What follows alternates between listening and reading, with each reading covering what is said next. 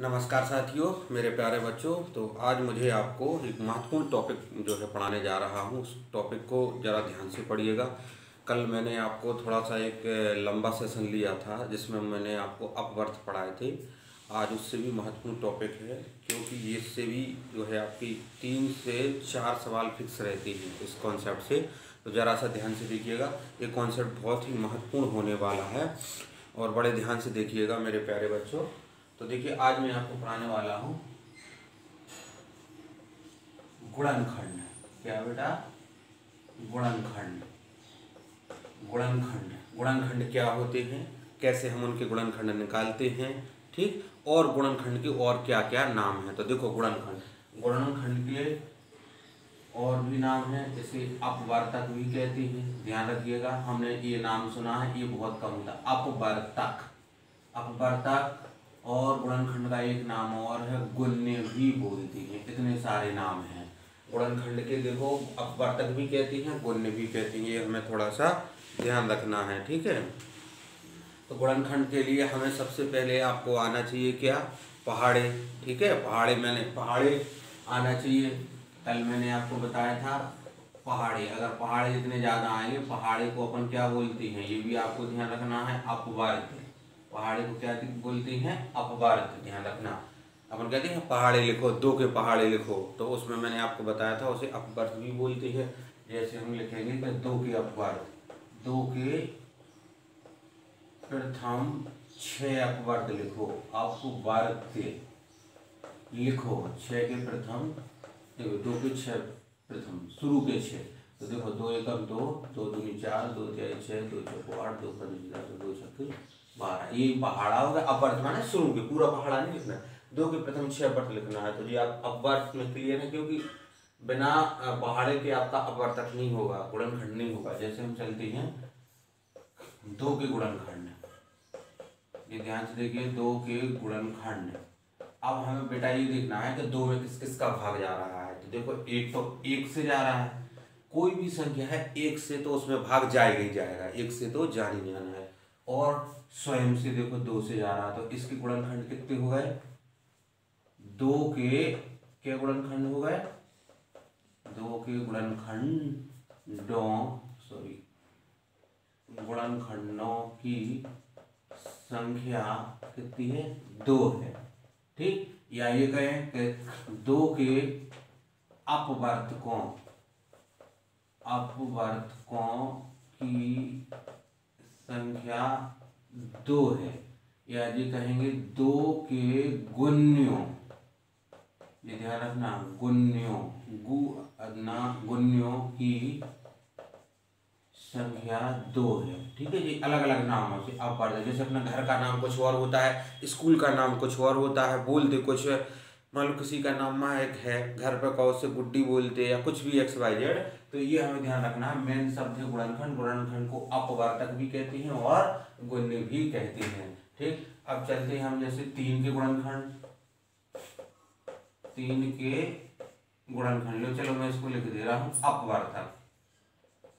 एक ही चीज है, गुणनखंड या अपवर्तक।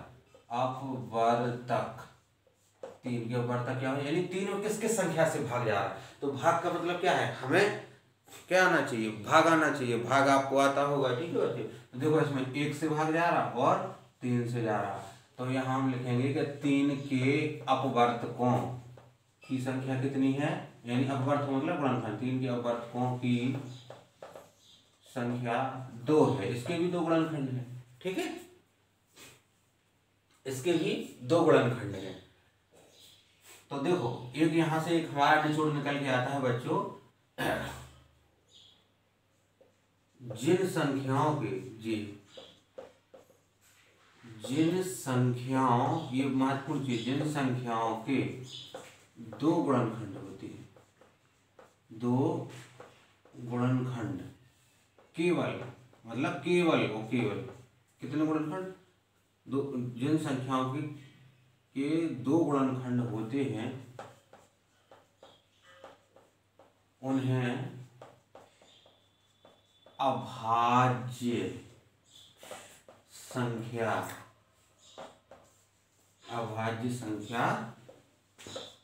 कहते हैं, ध्यान रखिएगा। ठीक, तो जैसे अब है, जैसे अपन संख्या लेंगे 1, गिनती की संख्या 1, देखो इसका गुणनखंड है केवल 1, केवल 1 से भाग जा रहा है, और हमें अभाज्य के लिए कितना चाहिए, कितने गुणनखंड चाहिए, 2। तो जी कैसी है, अभाज्य नहीं है, अभाज्य नहीं है। ठीक है, ये संख्या अभाज्य नहीं है। हमने आपको बताया 2 के गुणनखंड कितने आए, 2, कौन से, 1 और स्वयं। तो देखो सबसे जी 2 क्या हो जाएगी, 2 क्या हो जाएगी बेटा, 2 सबसे छोटी कौन सी संख्या हो जाएगी, सबसे छोटी अभाज्य संख्या हो जाएगी, अभाज्य संख्या है। आप कहोगे साहब 1 नहीं, 1 अभाज्य है ही नहीं है, तो वह छोटी कहाँ से हो जाए, क्योंकि अभाज्य के लिए हमें क्या चाहिए होती है, 2 गुणनखंड चाहिए होती है, इसका तो केवल 1 है। अभी आगे बताएंगे, ये जो 1 है वे कुछ नहीं है, ना भाज्य ना अभाज्य, जो केवल विषम है ना। सबसे छोटी प्राकृतिक संख्या भी 1 है और सबसे छोटी भी विषम है, मतलब से विषम कहती है। ठीक, तो ये हमारे अभाज्य, यहाँ से हमारा एक टॉपिक क्लियर हो गया कि अभाज्य संख्या। देखना इसको बच्चों रटा नहीं करें, सीधा सा है कि आप ध्यान रखना कि सर ने बताया कि जिस संख्या के 2 गुणनखंड आ रहे अभाज्य है। ठीक है, अभाज्य, जैसे अनाथ होता है ना, अनाथ से ध्यान रखना, अनाथ मतलब क्या होता है, जिसके माता पिता ना हो, माता और पिता ना हो, अनाथ और अभाज्य, ऐसे ध्यान रखिएगा। शब्द फिर से एक बार सुन लीजिए, अनाथ और अभाज्य। अनाथ में क्या होता है, जिसके माँ बाप नहीं हो, माँ बाप कितने, 1 माँ और 1 माँ बाप, यानी 2। इसी प्रकार जो अभाज्य संख्या होगी उसके गुणनखंड कितने होंगे, 2। जैसे अनाथ में दोनों नहीं होते, कौन, माता और पिता दोनों नहीं होते। अभाज्य में क्या होंगे, केवल 2 गुणनखंड होंगे। ठीक है, ये ध्यान रखना है। चलिए, तो ये 2 सबसे छोटी अभाज्य संख्या होगी। अब हम देखते हैं, देखो 2 के गुणनखंड, 3 के गुणनखंड। अब गुणनखंड या अपवर्तक, मैं इसलिए लिख रहा हूँ कि आप परिचित हो जाए। 2 के गुणनखंड लिख दो, या 2 के अपवर्तक लिख दो, या 2 के गुण्य लिख दो, एक ही चीज है। जैसे मैंने यहाँ 3 के अपवर्तक लिख दी। देखो गुणनखंड को अपवर्तक कहती हैं और गुण्य भी कहती हैं। तो चलिए आगे चलते हैं। जैसे 4 है, 4 के गुण्य। अब आप सोच रहे होंगे सर अलग अलग तो लिख रहे, देखो गुण्य अपवर्तक गुणनखंड एक ही है, उनका एक ही नाम है। जैसे हमारे देश के 4 नाम हैं, भारत, हिंदुस्तान, इंडिया और आर्यवर्त। चाहे इंडिया कह लो तो भी हम हिंदुस्तान है, भारत कह लो तो भी हिंदुस्तान है, और हिंदुस्तान कह लो सो भारत है, वो आर्यवर्त हमारे देश का भी नाम है। ठीक है, तो ये इस तरीके से हमारे जो देश के 4 नाम हैं, गुणनखंड के भी ये 2 और नाम है, अपवर्तक, गुण्य। ठीक है, तो 4 के गुण्य, यानी 4 में किस किस का भाग जा रहा है। तो देखो सबसे पहले तो 1 का जा रहा क्या, नहीं है, और फिर 4 में कितने से जा रहा, 2 से, बिल्कुल जा रहा क्या, नहीं, क्यों, 2 दूनी 4, पूरा पूरा जाना चाहिए, नहीं शेष नहीं, पूरा पूरा। ठीक, और फिर देखो 3 से नहीं जाएगा, 3 एकम 3, जैसे 3 से देंगे, 3 का भाग 4 में लिया, 3 एकम 3 कितना बचा, 1, तो जी नहीं जा रहा। फिर 4 से देंगे तो 4 एकम 4, तो 4 से चला गया। तो देखो इसमें 3 संख्या है जो 4 में भाग जा रहा है, तो इसके गुणनखंड कितने हो गए बेटा, इसके गुणनखंड हो गए 4, गुणनखंड 4, इसके गुणनखंड हो गए, सॉरी 3। देखो 1 2 3, ठीक है, मैं सॉरी गिनती में भूल गया था, 3 है। देखो 1 से जा रहा, 2 से जा रहा, 4 से जा रहा, तो संख्या इस 4 के कितने गुणनखंड हो गए, या अपवर्तक हो गए, या गुण्य हो गए, कितने, 3। ठीक, देखो एक और उदाहरण लेते हैं अपन। जैसे अपन लेंगे मान लो 5 के गुणनखंड, 5 के गुणनखंड कौन कौन हो जाएंगे, 1 और 5। देखो 1 से जा रहा, 2 से नहीं जाएगा, 2 दूनी 4, 1 बचा, 3 से देंगे, 3 एकम 3, देखो यहाँ करके भी होगा, जैसे 5 है, 2 से दे रहे, 2 दूनी 4, देखो 1 बच रहा, पूरा नहीं जा रहा, 3 से देके देखो 5 में, 3 एकम 3, 2 बच रहा, नहीं जा रहा, 4 से देके देखो, 4 एकम 4, कितना बचा, 1, पूरा नहीं, तो किससे, 1 और 5 से जा रहा है। ठीक है, तो ये इसके गुणनखंड होगा। नेक्स्ट 6 के देखो, 6 के गुणनखंड, अगर मैं करके बताता जाऊंगा। देखो 6 है तो इसमें 6 है तो 1 से तो जाएगा ही जाएगा, 1 छक्का 6, कोई भी संख्या है 1 से तो जाएगी जाएगा उसमें। ठीक, देखो 2 से 2 तिहाई 6, 2 तिहाई 6, देखो पूरा पूरा भाग चला गया, इसका 2 से जा रहा। 3 से देख लो, 3 का भाग 6 में दिया, 3 दूनी 6, समझ में आ रहा, तो 3 से चला गया। 4 से देके देखो 6 में, 4 एकम 4 नहीं जा रहा, 2 बच रहा। 5 से देके देखो 6 में, 5 एकम 5 1 बच रहा, नहीं जा रहा। अब 6 से देखो तो 6 एकम 6 चला गया, ठीक। तो ये इसके गुणनखंड हो गए। तो इसके गुणनखंड कितने हो गए बेटा, 6 के कितने गुणनखंड हो गए, 1 2 3 4। तो 6 के गुणनखंड के गुणनखंडों की संख्या कितनी हो गई, 4। नहीं, अगर वो पूछे कि 6 के गुणनखंड कौन कौन है तो आपको बताना है 1 2 3 और 6, क्योंकि गुणनखंड का मतलब आपको बता रहा है उसमें पूरा पूरा भाग जा रहा है। अगर पूछे कितनी है तो बस उन्हें गिन के 2 से 4 है।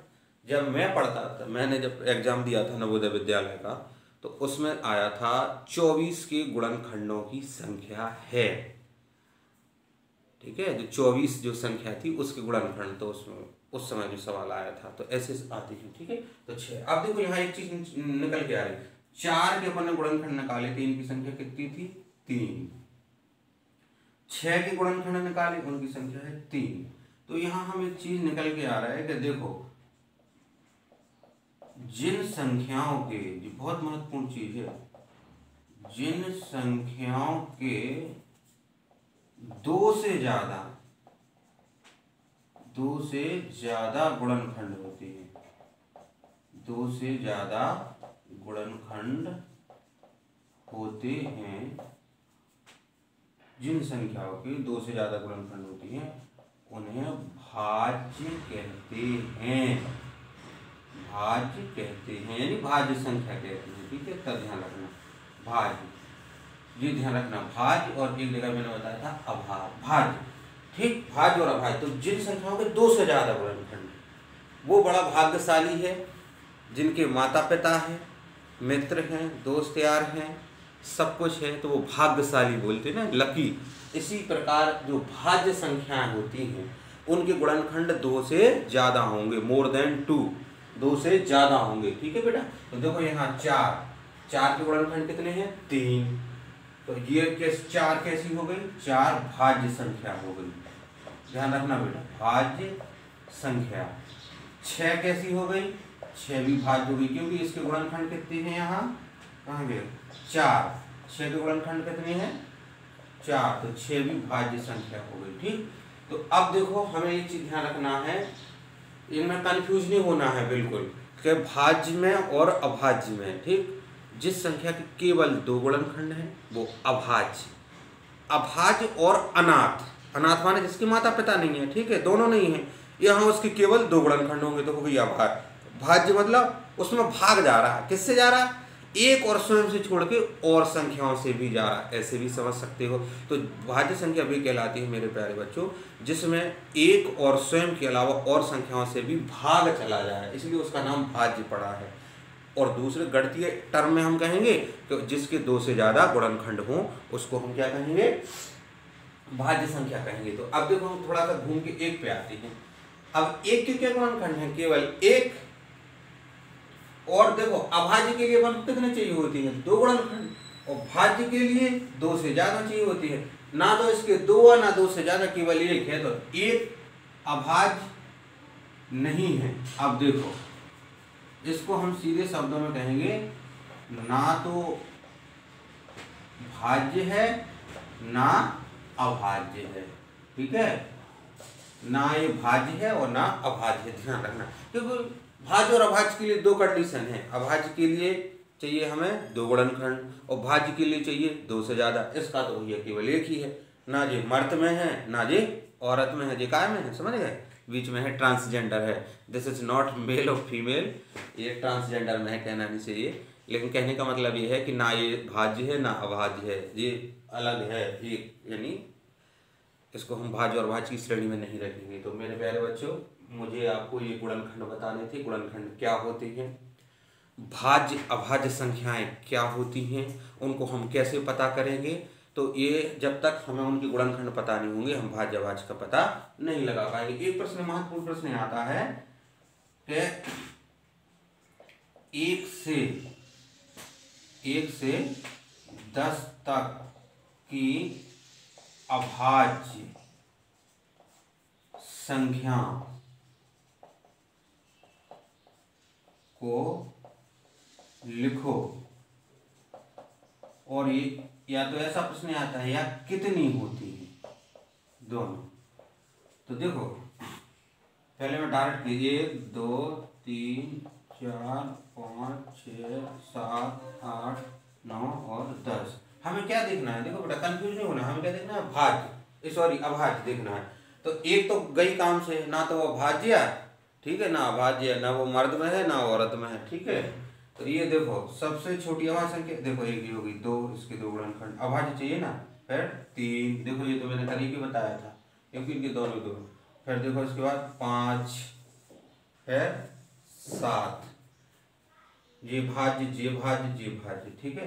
तो 1 से लेके 10 तक की जो अभाज्य संख्याएं हैं वो कितनी है, अगर वो कहे लिखो तो हो गई 2 5 और सॉरी 2 3 5 7, वो कहे कितनी है तो कितनी हो गई, काउंट करेंगे तो 4 हो गई। ऐसे प्रश्न आते हैं।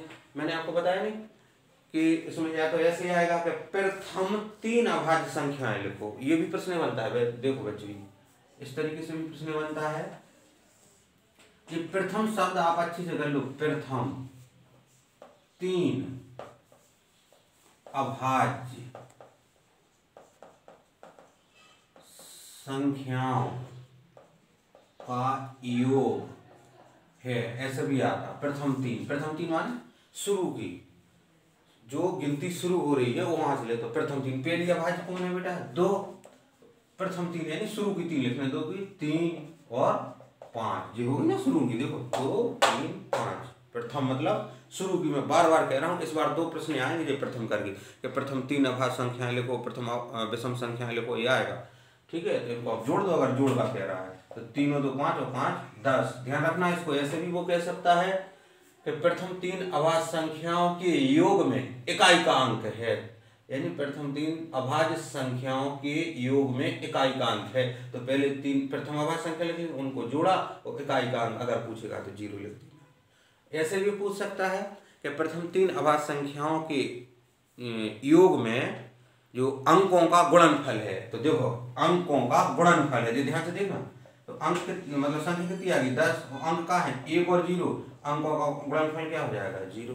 ऐसे भी पूछ सकता है, जल्दबाजी मत करना। जैसे अगर उसने पिछली बार ऐसा प्रश्न पूछा कि प्रथम 3 अभाज्य संख्याओं का योग है, 10 हो गया। इस बार वो ऐसे नहीं पूछेगा, इस बार क्या पूछेगा, प्रथम 3 अभाज्य संख्याओं के योग में दहाई का अंक है। प्रथम 3 संख्याओं के योग में क्या का दहाई का अंक है। तो देखो प्रथम 3 संख्याओं का योग क्या, वो क्या पूछ रहा है, वो योग पूछ रहा है कि दहाई का अंक, योग में दहाई का अंक, योग में दहाई का, तो देखो इकाई दहाई, तो दहाई कितना हो जाएगा 1। अंतर भी पूछ सकता है, गुणा भी पूछ सकता है, भाग भी पूछ सकता है, तो हमें अलर्ट रहना है थोड़ा सा, ठीक है। तो मेरे प्यारे बच्चों, उम्मीद करते हैं कि आपको ये गुणनखंड, अपवर्तक या गुण समझ में आ गए होंगे। तो आज आप 1 से लेके 50 तक की जितनी भी संख्याएं हैं उनके गुणनखंड लिखेंगे। ये आपके लिए एक छोटा सा होमवर्क है। अब वीडियो को अगर आपने वीडियो को जो कंटेंट है वीडियो अच्छा लगा तो वीडियो को लाइक कीजिएगा, और चैनल को अगर अभी तक सब्सक्राइब नहीं किया है तो थोड़ा सा एनहेंस कर दीजिएगा, सब्सक्राइब कर दीजिएगा, और नोटिफिकेशन बेल यानी जो बगल में घंटी है उसको दबा दीजिएगा। और उसको दबाने के बाद ऊपर ऑल 3 घंटी आएंगी, तो सबसे ऊपर वाली घंटी दबा देना, जिससे कि जो भी हम नई वीडियो डालें तो उसका नोटिफिकेशन सबसे पहले आप तक पहुँचे, जिससे हम ये जो चाह रहे हैं कि जो हमारा कंटेंट है वो बच्चों तक पहुँचे, उसका आप फ़ायदा उठा सकें। और आपसे एक गुजारिश है कि इस वीडियो को कम से कम अपने 5 मित्रों तक, जो भी बच्चे देख रहे हैं, उन्हें शेयर कर दें, जिससे कि भी और बच्चे भी इससे समझ सकें। आप सभी का वीडियो को देखने के लिए बहुत बहुत धन्यवाद।